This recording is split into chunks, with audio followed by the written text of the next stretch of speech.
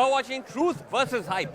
We are at Sabarmati prison in Ahmedabad, where DG Vanzara, Gujarat's top cop in jail for 8 years for multiple encounters, is set to walk out to a hero's welcome. With Vanzara's exit, virtually every one of Gujarat's top police officers accused in multiple fake encounters is out on bail, some of them in positions of authority, raising questions of whether this is quid pro quo to protect their political masters, and also the fight for justice when accused cops not yet acquitted are out on bail and back in charge.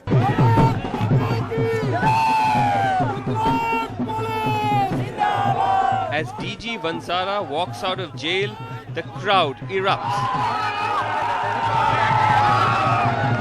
The mood less suited to a prison courtyard, more to a political rally.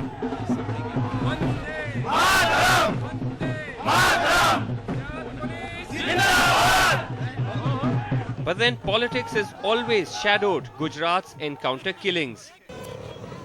In the encounters carried out by Vanzara and his team, found to be fake by the CBI, those they killed were claimed to be assassins targeting Narendra Modi, the Ishrat group in 2004, Sohrabuddin Sheikh in 2005. So why did these encounters take place? The CBI in its charge sheets have refrained from identifying motive, but they have affixed statements given by police officials who claim to have heard Vanzara and the others directly taking instructions from the big two of the Gujarat government. What is being valorized here is that extrajudicial killings, if done with political patronage, at political behest, or for political motivations, are welcome. There will be no, the state will take care of them. And this completely fits in with the argument that the state of Gujarat is making, unfortunately, not just outside the courtroom, but also inside the courtroom. As if on cue, Vanzara's first comments tacitly acknowledging the new regime. और हमें ऐसा लग रहा है कि मैं और मेरे जो अधिकारी हैं, इन सबके भी शायद अच्छे दिन आ रहे हैं. You just said कि अच्छे दिन आ गए. आपके अच्छे दिन आ गए, औरों के भी आने वाले हैं. Was this entirely because of judiciary, or was it also because the political climate, the government in this country has changed?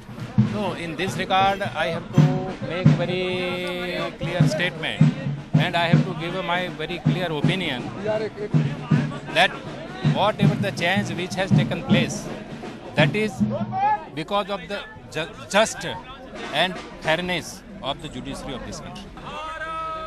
But do the sequence of events suggest politics at play? In September 2013, as Modi's campaign as the BJP's prime ministerial candidate gathered momentum, Vanzara shot off an explosive letter from inside Sabarmati jail, in which he said the place of the Gujarat government, instead of being in Gandhinagar, should be in prison. Today, as he walked out of jail, the anger mysteriously was diluted. No, that letter was written in the different context. The context was different. Okay. Now the context is different. What was that context in which you wrote the letter? That is known. It is known. Everybody knows about it. So the context is changed. But the actions that you were carrying out, the encounters, in the letter you say that this was all done at the behest, at the knowledge and the guidance of the state government. So they were fully in the know of what was happening, as per your own words? That is a legal stand. That was a legal stand. Okay. That is a legal stand. All right. You kindly look the provisions of the constitution. You look the way in which the entire democracy is operating. Did the Gujarat government here benefit from these encounters, from the impression that they were being tough on terrorism? And it solidified their image, Mr. Modi's image as a man who fights terrorism. Did they benefit from it? That you should ask the Gujarat government, and you should ask Honorable Prime Minister whether they are benefited. You have said yourselves that they basked in the glow of it. They basked in the glow of it. You said yourself, they basked in the glow of it. Whatever I have said, it is there in my letter. The strongest accusation levelled at then Home Minister Amit Shah, saying that willful acts of omission and commission by Amit Shah towards jailed cops may take this government to the cremation ground. That too seems to have diminished. You praised Mr. Modi, but you said Amit Shah has misled the entire system, the government, And that has led to the victimization of the police officer. My letter is very much there. Okay, you don't withdraw those comments. My letter is very much there. Okay. It is in black and white.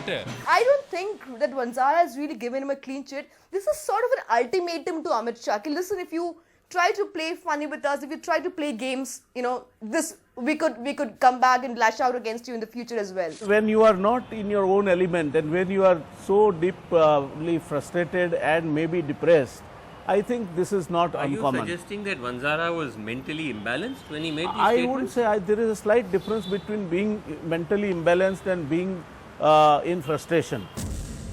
So Manas, on this whole question of whether Vanzara and the others got bail because of political patronage or was the law simply taking its own course, when we went through the bail orders, it's actually somewhat more nuanced, isn't it? It appears that the court did find weight in the evidence that the CBI produced against Vanzara, that he was one of the main conspirators and he did give the order to kill, and he was responsible for the disposing of Kosabri's body and the destruction of evidence. Right, so despite all of this though, they went ahead with the bail simply on the grounds that it had been 7 to 8 years that he'd spent in prison and the trial had not even started.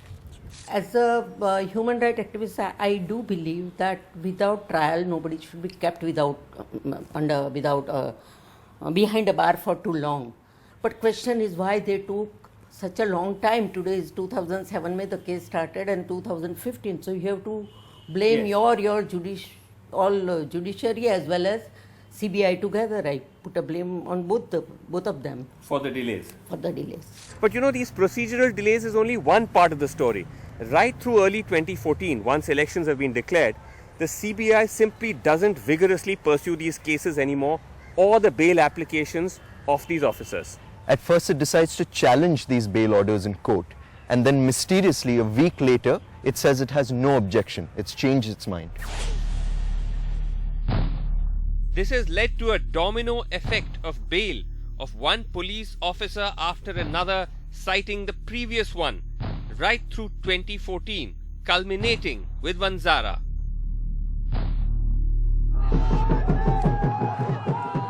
Is that why, despite the fact that Vanzara is only out on bail, the celebrations are at fever pitch?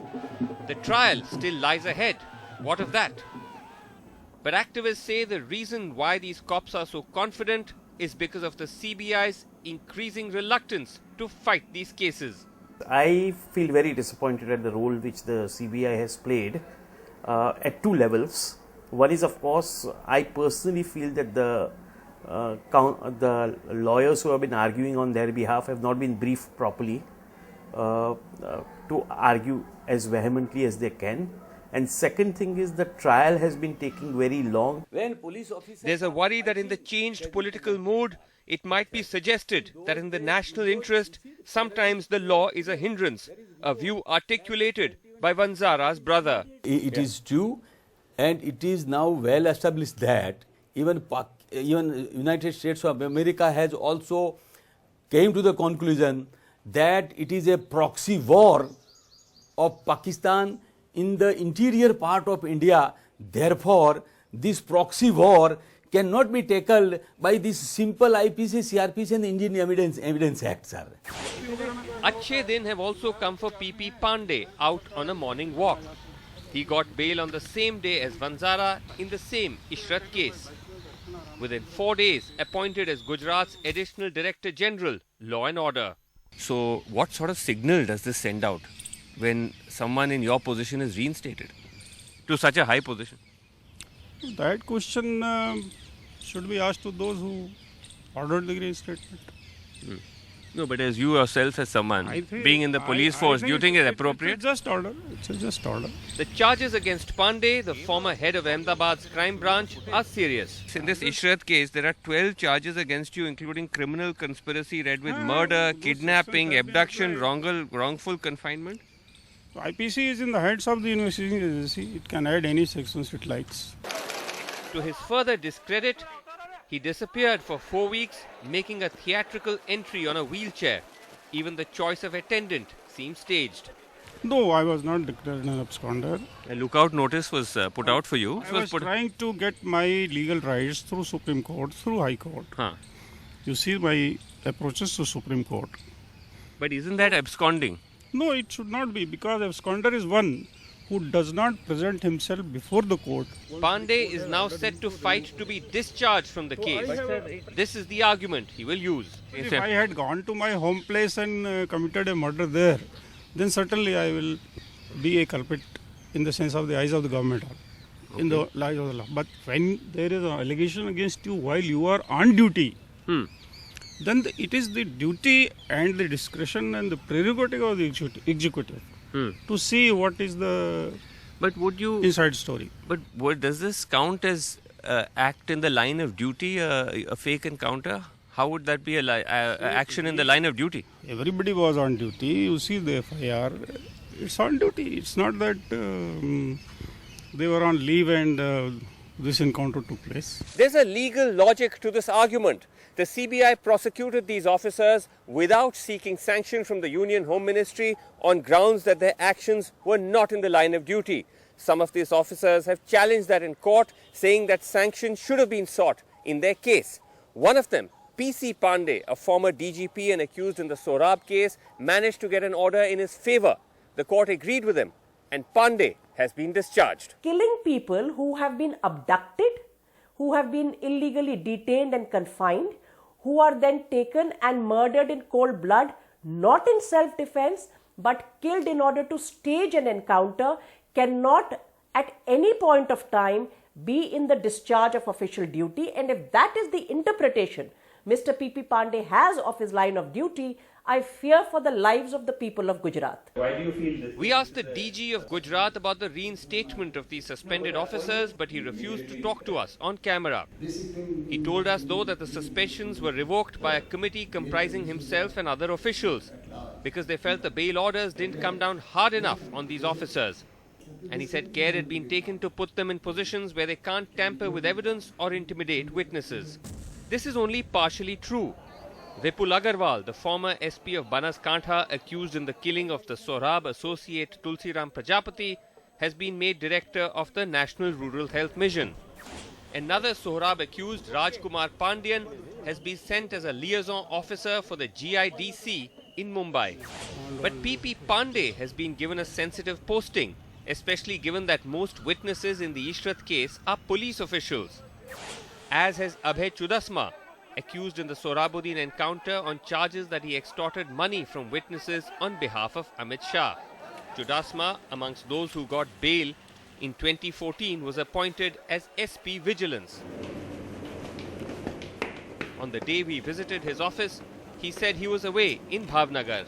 So we're inside the DG police headquarters in Gandhinagar, and we're just outside the office of Abhay Chudasma, who is currently the SP Vigilance of Gujarat, and he's of course one of those also key accused in the Sorabuddin encounter case, and was also reinstated given this position just after he got bail. And his office is in fact just down the corridor from the office of the Director General of Police of Gujarat itself, to give you an idea of the proximity that he has to the very centers of power of the police force here. They are the witnesses in the case.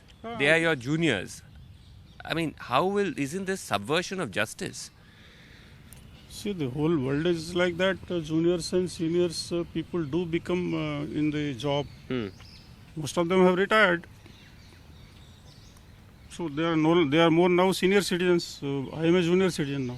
They are not going to conduct this encounter in front of people, naturally. So police are the main witnesses. Yes. And now these police, like Pandeyji and all, when they are, Vanzaraji, when they are given back their portfolio, they are instated back on their higher position, they all are going to influence all our witnesses.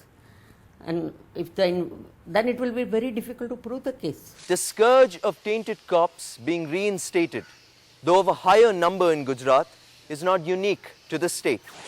In fact, the first reinstatement was made by the Rajasthan government, which reappointed Dinesh MN, part of the joint team of Rajasthan-Gujarat cops charged in the Sorab case, and promoted him a month ago as IG police.